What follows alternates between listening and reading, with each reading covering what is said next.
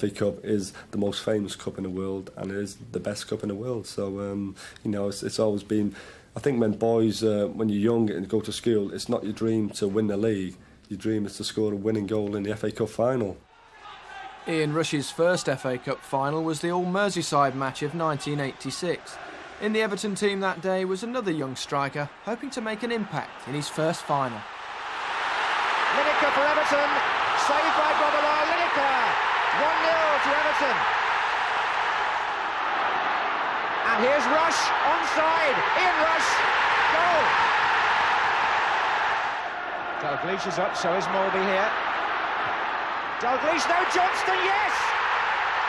2-1 to Liverpool. And Rush is on the far side. Is this 3? It is! Liverpool have won the double. Everyone was so happy. I remember a supporter managed to get in the dressing room, and he came up to me with all his clothes on. He just said, "You've made my life now." He said, "You've beaten Everton in the cup final. We've done a double," and he just jumped in the bath with all his clothes on. Oh, there's Rush in there. Rush, goal! In helping Liverpool to 2 more FA Cups, Ian Rush has taken his cup final goal tally to 5, an all-time record. Alex Ferguson's Manchester United have dominated league and cup in the 90s. Ferguson's first trophy in English football came in 1990.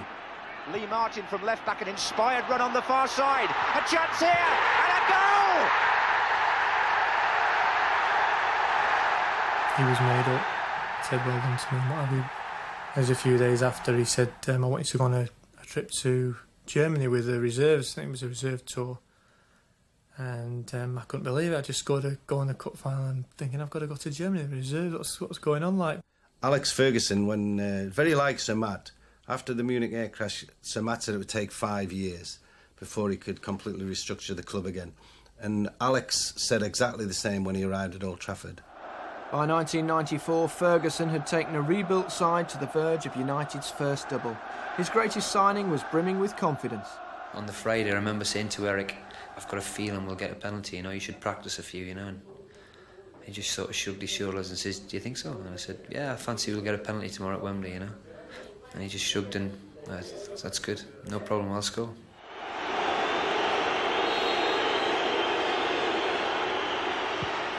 Oh!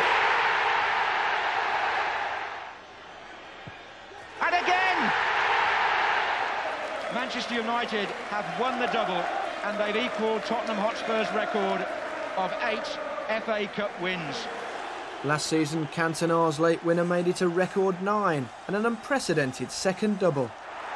That's the one thing Alex Ferguson does, is when it comes to the big games, he says these are the ones to enjoy, and how right he is. You look back on them and think, wow, they were really enjoyable times. But to be enjoyable, you have to win.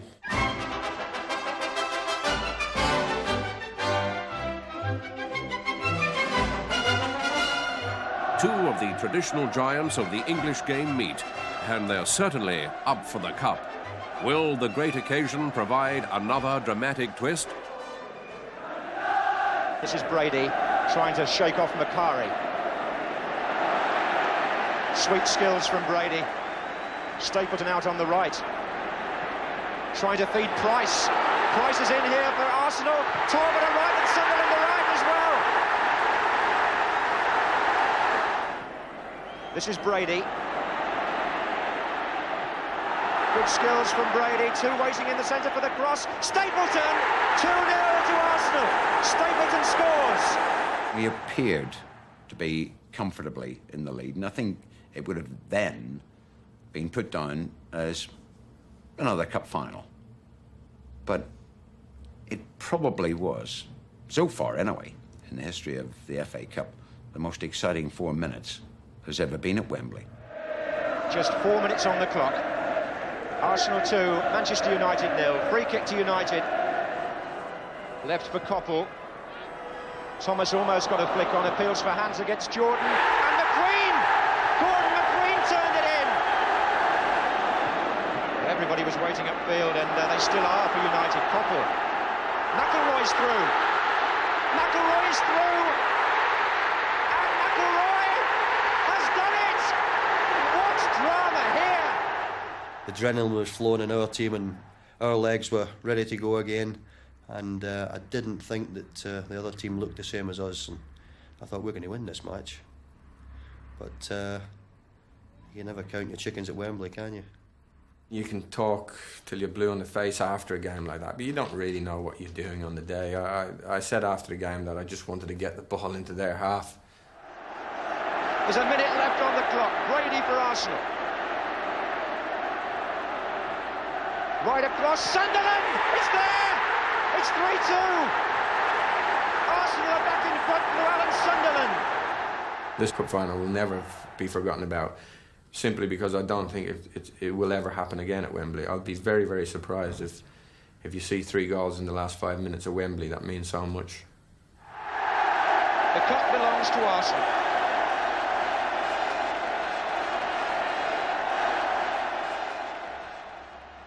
Here's a spot that brings back some bad memories for me. I still can't believe I missed that penalty against Forest in '91.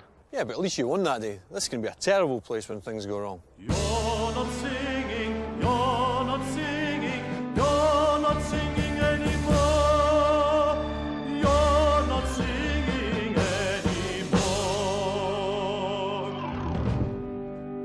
There's been 3 cups down the years. The first was stolen, the second was duplicated, before the FA settled on this familiar design. Aston Villa won the cup in the spring of 1895 and lost it 5 months later, and how it came to be lost is one of the cup's best mystery yarns, an enduring whodunit. Villa lent the cup to William Shilcock, and it was from his premises that on the 11th of September 1895, at dead of night, the trophy was stolen and never recovered. Everton's Sandy Young scored the winner in 1906, then emigrated to Australia. Later, and for reasons which remain a mystery, he became the first and so far only cup final hero to be hanged.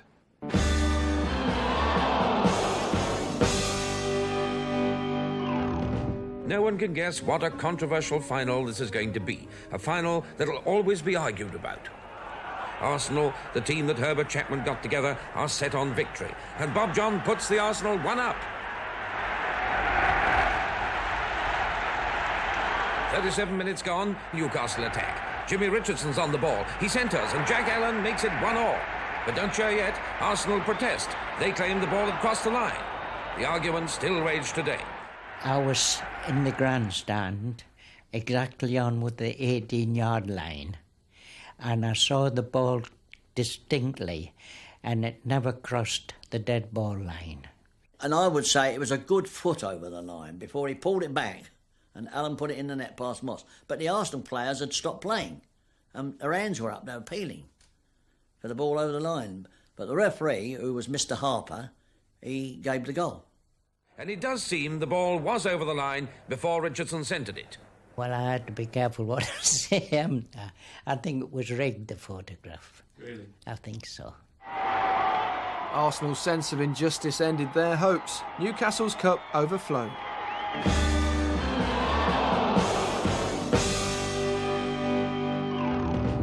If 53 was the Matthews final, then 54 should have been the Finney final. The Preston plumber Tom Finney was at the peak of his powers. With me being closely associated with Stan in the same era and playing with him on many, many occasions, I think, most people were thinking that this would be my year as well, and they would probably have as good a game as Stan had. Here's the Preston North End team preparing to go into battle under the leadership of Tom Finney. Referee Mr. Luty supervised the toss-up, which was won by Finney. Then, with the ball on the spot, Allen kicked off for West Brom, and 100,000 football fans at once began to offer their advice. The Albion manager, Mr. Buckingham, he said that George Lee must stop Finney, then Ray Barlow must stop Finney, and then Lynn Mullard would have a go at him. So, in other words, the idea was, stop Finney, you stop Preston. It was one of those occasions that you wanted to play the game of your life on the great big occasion, and it just turned out opposite for me, that I had a very, very poor game indeed. Despite Finney's failure, West Brom needed a half-time breather. Then, with Preston leading, Albion were given a chance. Presently a foul by Doherty against Barlow was given, and this meant a penalty for West Brom. I saw Ronnie put the ball in the spot, and I just couldn't watch. Please, Lord, let Ronnie score. And they were the words I said, because I was frightened that Thompson might save it. Behind my goal was the Albion supporters, and when I saw them all jump up in the air, I didn't have to look round to see where the ball was. West Brom scored again, and Finney's dream was over.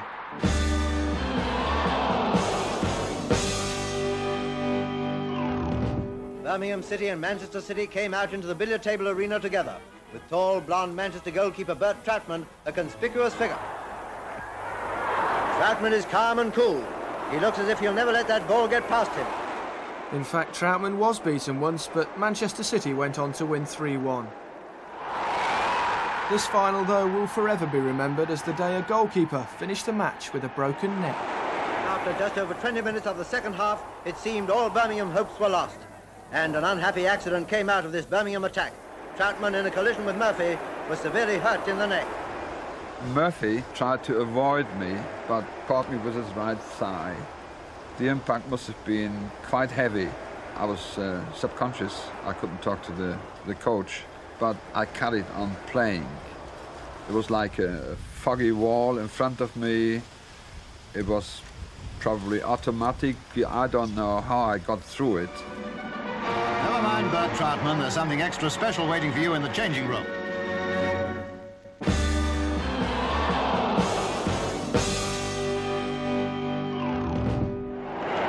Of the year begins. Manchester are after that double, but Villa, the last club to bring it off 60 years ago, are out to stop them. Villa on the attack, and the first sensation, Peter McFarlane shoots straight at Ray Wood, follows up his shot, and their heads collide.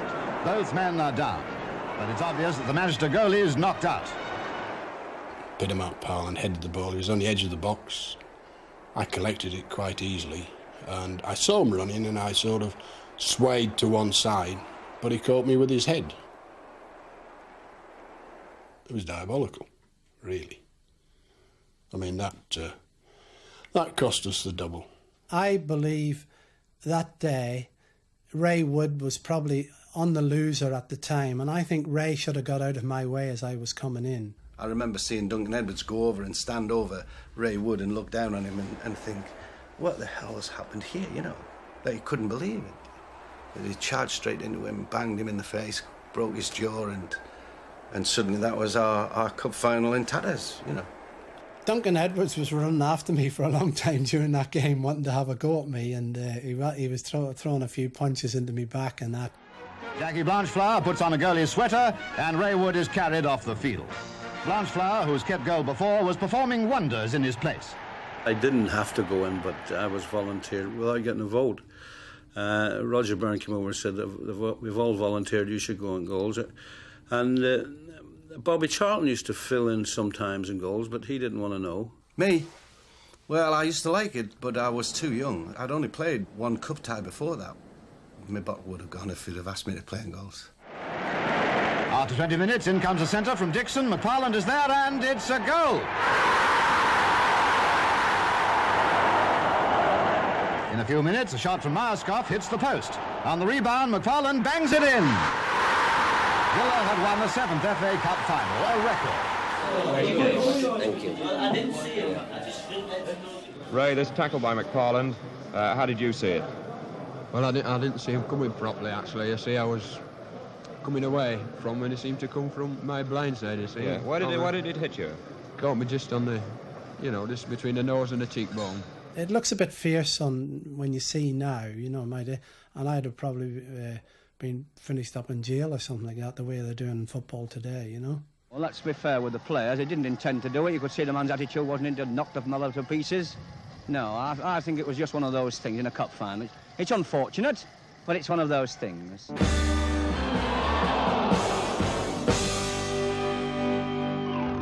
Sometimes finals are won with individual brilliance as well as the occasional awful blunder. The manager just said go out and play to the best of your ability and let's try and play in their half as much as we possibly can. And I think for the first hour we carried these sort of thoughts out to the letter, really.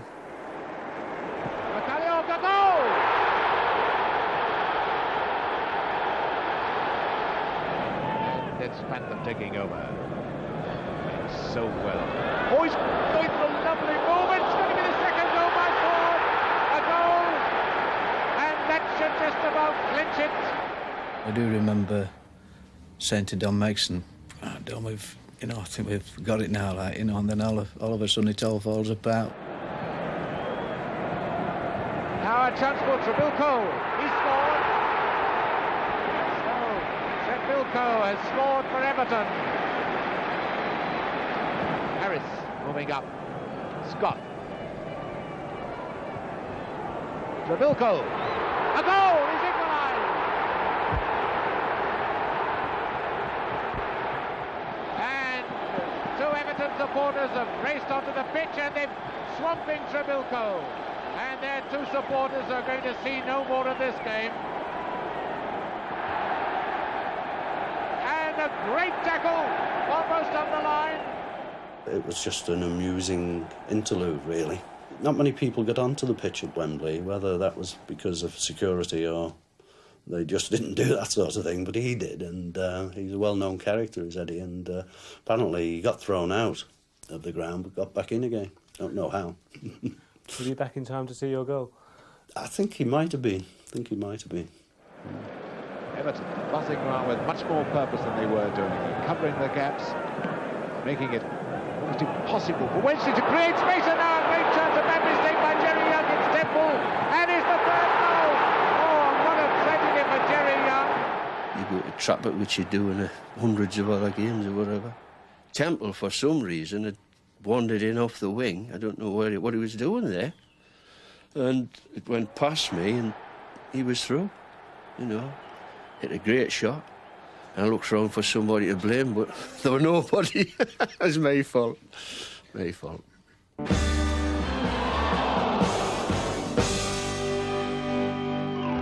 For us, it was a little bit of I don't want to say a grudge match. It was because MacDonald had been making so many statements in the paper. Malcolm MacDonald had done a little bit of bragging, which Malcolm was prone to do. He was going to murder us this way, he was going to murder us that way, he was going to run us to death, he was going to out-jump us, he was going to out-shoot us. And I remember being in the tunnel and shouting over to him, "Hey, do an hospital menu, do you? See what the food's about, and all that." And it's very, very noticeable how these two teams are relaxing in the tunnel and joking with each other. You rarely see that. They usually stay well apart, but obviously a few cracks flying around. What was he saying back to them? Things like, you'll only be seeing my bum today when I'm on my way to goal. Didn't work out that way, did it? It didn't work out that way, no. Hall. Keegan! Goals pay the rent, and Keegan does his share.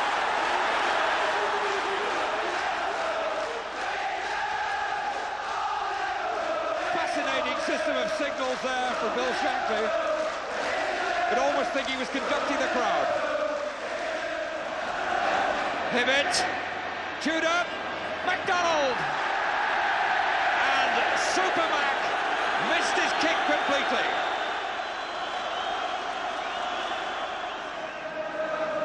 Beautiful ball to Smith. He didn't have to move to get it. Paul to Smith. Highway, Liverpool showing the party pieces. He wasn't offside. Smith. Yes! Keegan second. And Newcastle were undressed. It was the perfect day. It shut up MacDonald, who never got a kick all day. Good game, good result. I remember crouching down and crying at the end of the game. And Bill Shankly came across and he put his arm around me. He said, "Don't you worry, son. You'll get there one day." 4 years later, Malcolm MacDonald did return to Wembley, this time with Arsenal. But Ipswich won that day and Super Mac never got his winner's medal.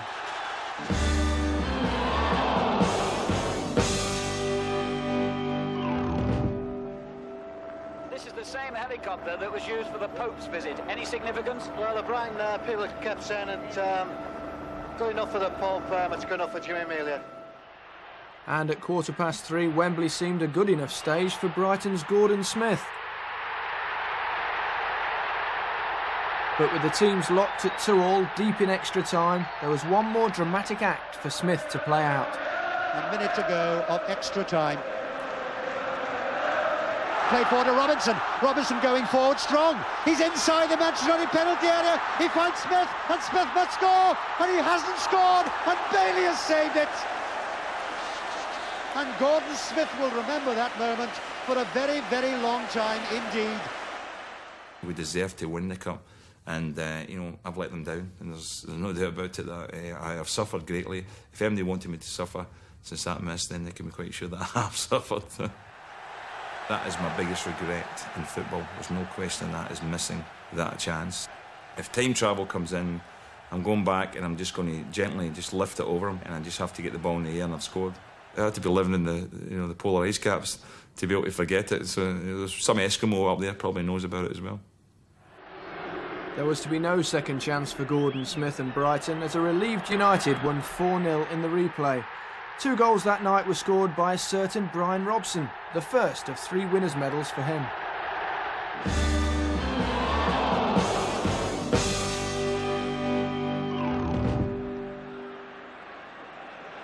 McGrath. Oh, mistake by McGrath. They're getting through here. Oh! Well, Reid has been brought down by Kevin Moran. Moran will be booked. It looks as though Peter Willis is going to send Kevin Moran off, and we could have a player sent off in the FA Cup final for the first time ever. I was trying to find out why he was sending me off, and he just wouldn't talk to me. So I had no explanation for it. At the time, you'll see me really remonstrating with the referee, because as far as I was concerned, I wasn't even at fault for the tackle. And this was so frustrating at the time. And so all he just did was to point away and just point towards the line. From a stadium that was very noisy, it went very quiet. It really did go quiet, and I thought, oh my gosh. And in a split second, your life probably flashes before you. And quite frankly, I said, well, what do I do next? But I only had one choice, and that was to send Kevin from the field of play. And here's Whiteside. Strachan is following up. Olsen on this side. That's all he's got. Whiteside shoots. It's there! Norman Whiteside has done it again. What I used to practice in training was to get like the goalkeeper, defender, and myself all in a perpendicular straight line, if you like. So I was trying to use the defender as a screen, and something at the back of my mind just says, hit it. And Neville was onside. I mean, it never worked in training like, but thankfully for me, it worked on the big day. And that was the theory behind the goal. But, I mean, I was stuck out in the right wing, having a rest, basically. Well, it just shows you how, 30 seconds later, you've scored the winner in the cup final.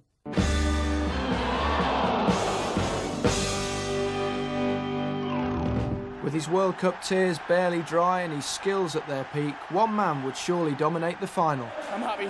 I'm now away to get me shoot measured. Yes! What about your start to the game? It wasn't bad, was it? What were you like the night before the cup final? Well, I took an injection off the doctor, calm us down, because I was just like, couldn't sleep and doing daft things. The morning of the game, I was buzzing a little bit and got on the bus and we're going to the game.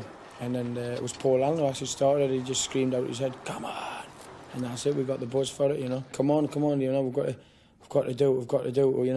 We've battled all the way through. Now we're in the cup final. Must win it. I think Gazza was a bit wound up for the day. It was going to be his last game in England before he went to Italy. So perhaps he was trying to prove a point. I don't know.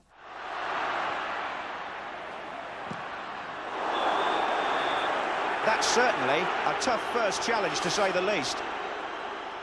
Gary Parker caught me out, which was really stupid tackle. I think I was a bit hyped up and I apologised to him for that.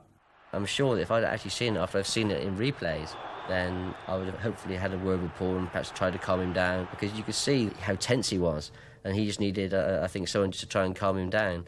But unfortunately, I hadn't even seen that, and, a couple of minutes later, he went into the other challenge. Glover. Oh, that's a good little ball. Gary Charles took the ball and I went to check him, but he took a bad touch. And I've turned and tried to put a good tackle in, which I missed him. I was just pleased, okay, I injured myself. I was just so pleased that he didn't get injured from it, you know, because it was me that made the stupid tackle. When I got there, saw the injury, my first reaction was get the trainer on, sort him out. Cutting a long story short, words were said that I knew that Gazza was not going to continue. Whether my heart ruled my head or vice versa, I didn't take any action. To be really truthful with you, it was a sending off offence. I don't think anyone can argue that now. But like I said, the sense of the occasion and everything that went on, Peter Willis got a terrible hammering a couple of years before that for sending off Kevin Moran. Now, if I'd have had occasion to go incident, action, result, something may have happened. But it was incident, action, delay. And in a delay, I thought about things of where I was, what could happen, and all these sort of things, and then doubt comes into your mind, and I didn't do what perhaps I should have done. With 15 minutes gone, and Stuart Pearce is always a danger here. Oh, it's in! And something wasn't right with my knee, and I asked for the ball, and as I gave it to David Howells, I turned and my knee just went in, and that was off, and then into the medical room, and I just says, how long more for? It was a couple of weeks, and when they said a year and that, and then obviously the World Cup tears come again. In the ambulance, I was listening to the game and said Paul Stewart equalised, great. I was in the hospital then, and the one put the game on, and there was about 5 minutes left or so. I can't remember how many minutes were left anyway. And Des Walker scored a goal, and I was okay then.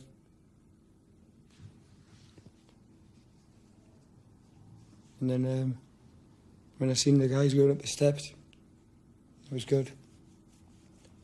And I was in hospital, and when they went upstairs to collect the medals and that, it hurt us.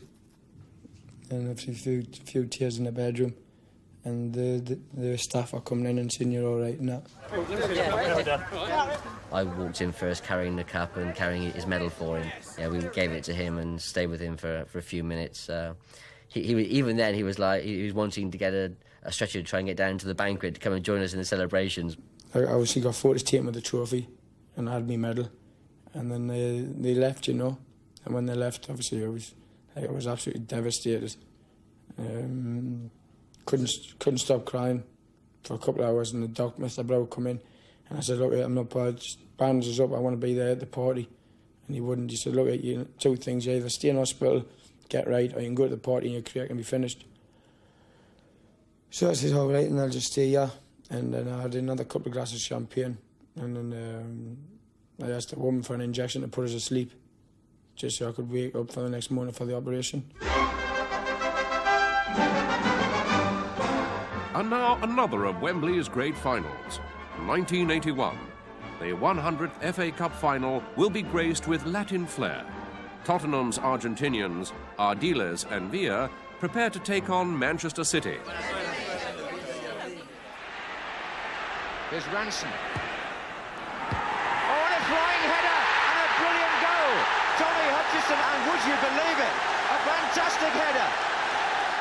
Villar's coming off, and disappointed he is too. The Argentine Ricky Villar replaced by Gary Brooke. But the only thing I could remember of Ricky Villar that day was walking down the touchline crying, and I felt like following him at about 20 minutes to 5. And that was Hoddle. Oh, Hutchison, it's in! Tommy Hutchison has scored at both ends, if you call it an own goal. When I go around the schools now, the kids say, yo, you scored at either end. I never scored them both at the same end. But it doesn't really bother me, in a sense. I mean, there's no other way I would get in Trivial Pursuit. He'd been talking to his family, and there'd been such a big build-up, and he was there with his head in his hands and looking really miserable. And I said, Ricky, get that head up, because you're going to be playing on Thursday. We've drawn the game. And all of a sudden he opened up like a flower, and he was all beams and smiles, and had a sixth sense that he was going to be very important in that game. Ardiles. Brilliant. It hit Archibald, has got a chance. Good save, Ricky Villar! Ricky Villar scored! Miller. Reeves underneath it, and now Hutchison to Mackenzie. Oh, tremendous goal! Steve Mackenzie penalty has never been missed in an FA Cup final at Wembley. And here comes Reeves, and it's there. Kevin Reeves keeps up the record. Hoddle. Oh, the chance here for Archibald. Crooks!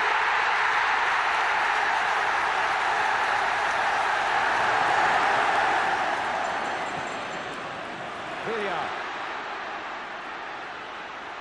And still Ricky Villiers. What a fantastic run. He scored. Amazing goal by Ricky Villiers. Even when I watch it now, I don't say, oh, I hate him for scoring that. If you like football, if you've been brought up in the game, I think anybody would hold their hands up and say that's fitting to win a cup final. I cut outside, and the other player coming and cross me and cut inside and say, I want to kick the ball and introduce the ball in the goal. I realize now is the history of the FA Cup, and for me it's great because the FA Cup is very important thing for the English people, for the football in English, and now I very pleased, you know, and I say to thank you to everybody in England for giving me that feeling, you know. So, Ricky Villiers has scored twice in this replay, having been taken off on Saturday. The tears have turned to triumph for him. So, Wembley.